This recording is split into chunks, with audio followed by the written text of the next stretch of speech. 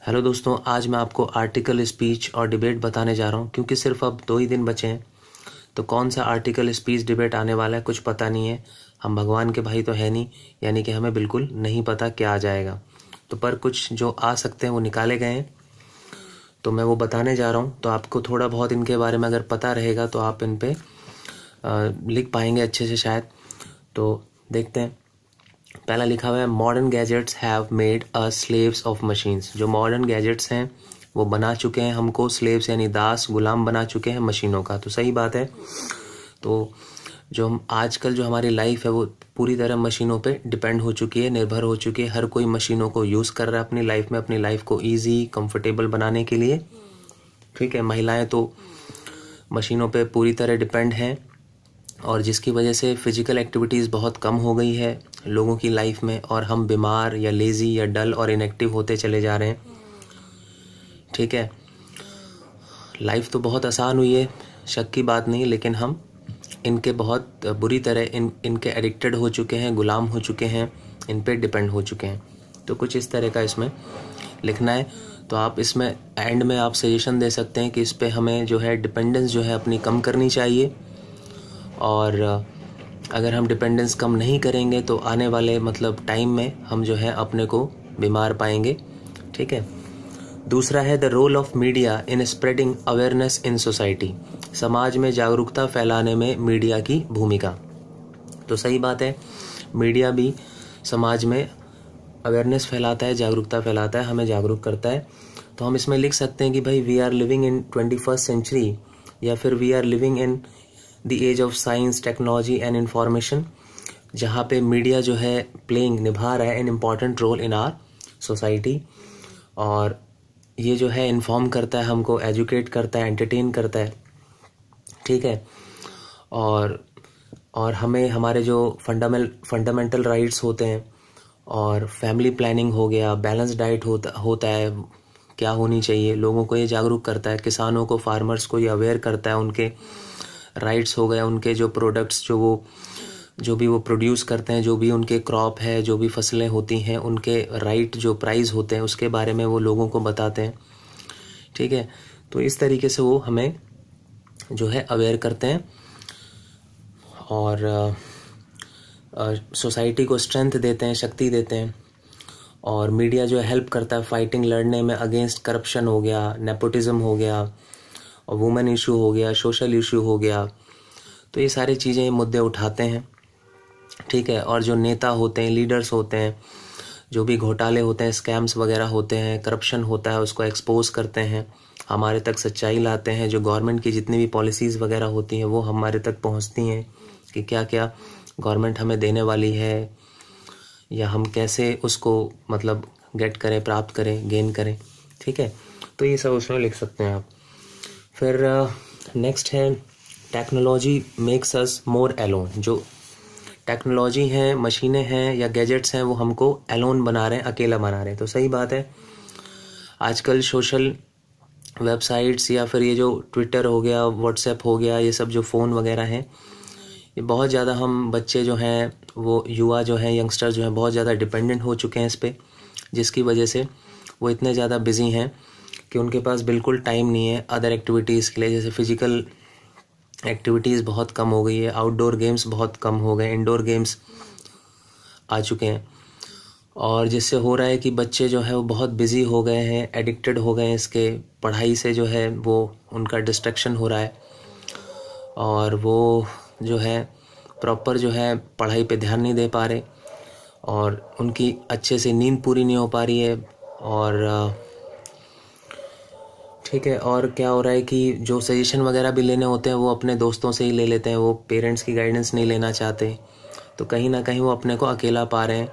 और आप देखेंगे कि वो कमरे में ही खाना मंगवा लेते हैं, और इन्हीं सब चीज़ों में लगे रहते हैं। आपको जवाब भी देंगे लेकिन उनका ध्यान जो है फ़ोन पे रहता है। तो कहीं ना कहीं वो अकेला होता चला जा रहा है, क्योंकि उसको अब किसी की ज़रूरत नहीं है, वो किसी से कम्युनिकेट नहीं करना चाहता, वो किसी के साथ अपना समय जो है बिताना नहीं चाहता, अपनी चीज़ें कोई ज़्यादा शेयर नहीं करना चाहता, क्योंकि उसके पास एक दोस्त के रूप में मोबाइल फ़ोन आ चुका है, कंप्यूटर आ चुके हैं, ये सब चीज़ें। ठीक है। तो इसमें आप ये सब लिख सकते हैं।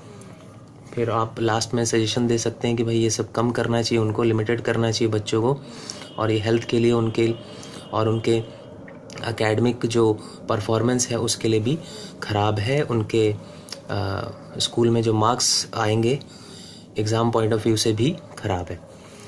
फिर मीडिया जो है, नेक्स्ट है मीडिया इन्फ्लुएंस पब्लिक ओपिनियन। जो मीडिया है वो प्रभावित करता है पब्लिक के ओपिनियन को, लोगों की विचारधारा को, सोच को। तो सही बात है, जो भी मीडिया हमें दिखाता है कहीं ना कहीं हम उसको सच मान लेते हैं।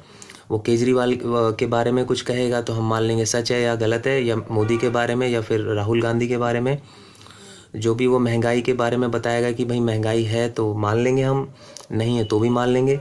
मतलब कहने का मतलब है कि मीडिया जो भी हमें पेश करता है, हम जो भी मीडिया हमें डाटा या कोई इन्फॉर्मेशन या किसी भी फैक्ट के बारे में बताता है तो हम उसको बिना जाना, मतलब उसके बारे में बिना ज़्यादा सोचे समझे उनको ब्लाइंडली जो है उस पर बिलीव करने लग जाते हैं कि भाई ये बंदा सही बोल रहा है। ठीक है, तो सही बात है, इसका हम पर एक पावरफुल इम्पैक्ट पड़ता ही है। तो इस पे हम कहीं ना कहीं, आपको मीडिया के बारे में एक ठीक ठाक सी नॉलेज होनी चाहिए, तो आप इस पे लिख सकेंगे। फिर है इम्पैक्ट, यानी जो प्रभाव है, एक्सेस, बहुत ज़्यादा यूज़ का सोशल वेबसाइट्स का, जैसे वही मैंने बताया कि फेसबुक, ट्विटर, इंस्टा, ये सब बहुत ज़्यादा यूज़ हो रहे हैं। तो इसका इम्पैक्ट जो वही पड़ रहा है कि बच्चे जो है प्रॉपर नींद नहीं ले पा रहे, खाने वाने पे ध्यान नहीं हो पा रहा है, क्योंकि ज़्यादातर इसी पे रह रहे हैं, वो डिपेंड रह रहे हैं, और उनकी फ़िज़िकल एक्टिविटीज़ बहुत कम हो गई। सोशल एक्टिविटीज़ जो है, सोशल डेवलपमेंट उनका रुक गया है, वो इधर उधर कहीं जाना नहीं चाहते, स्पोर्ट्स वगैरह में पार्टिसिपेट नहीं करते, किसी अंकल आंटी के घर पे जाना नहीं चाहते, वो सब बस अपना इन्हीं चीज़ों में लगे हुए हैं।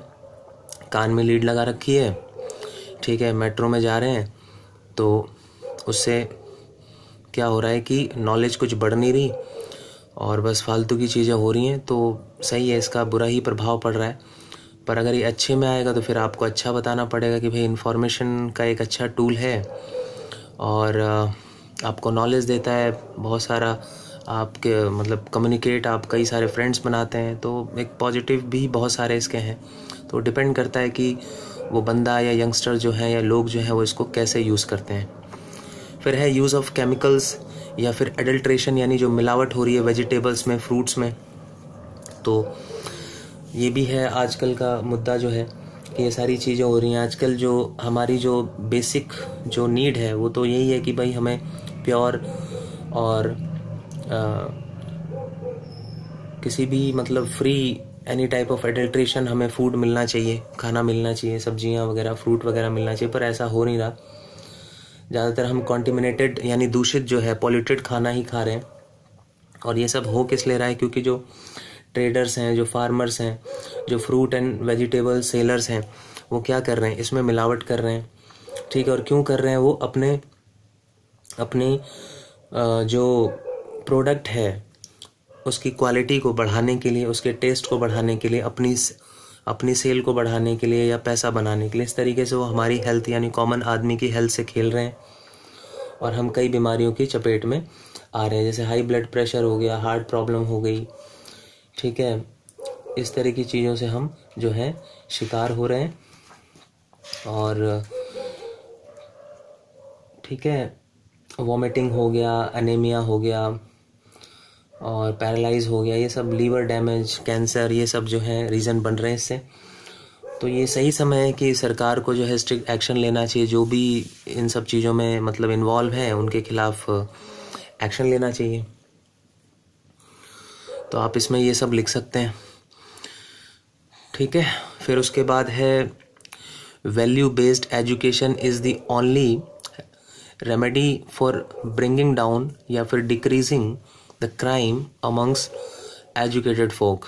ये जो वैल्यू बेस्ड एजुकेशन है वो ही इकलौता रेमेडी है, मतलब कि इलाज है, फॉर ब्रिंगिंग डाउन यानी कम करने के लिए, डिक्रीज यानी कम करने के लिए क्राइम रेट, जो अपराध बढ़ रहा है अमंग एजुकेटेड फोक के बीच में, यानी पढ़े लिखे युवाओं के बीच में।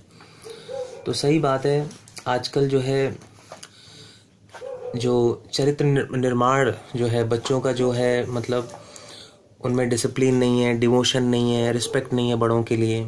ठीक है, वो आज्ञाकारी नहीं है। तो ये सारी चीज़ें जो हैं ख़त्म हो गई हैं, जिसकी वजह से जो है क्राइम बढ़ रहा है बच्चों के बीच में।